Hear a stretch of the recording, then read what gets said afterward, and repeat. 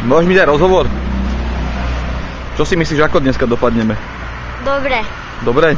Vyhráte všetky zápasy. A kto bude chytať? Neviem. A kto by si chcela, aby chytal?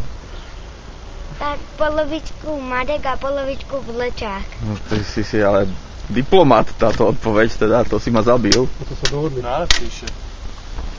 Marek, čo, si spokojný? Nie, veľmi spokojný. To rozhovorom. Povedal, presne to, čo som chceli počuť. A to znamená, že musíme hrať minimálne 4 zápasy.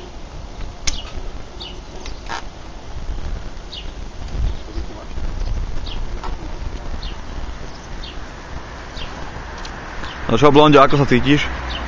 Blonďo? Optimálne. Nemáme nič voľné.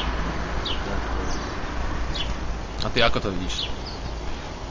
Tak 50 na 50. 50 na 50. Nevieme, čo nás očakáva, čo nás neminie. No, myslím, že nejaké tie body uhráme a možno by sme mohli aj semifinále uhrať. No tak to som zvedavý. To by sme mohli dať. Tak to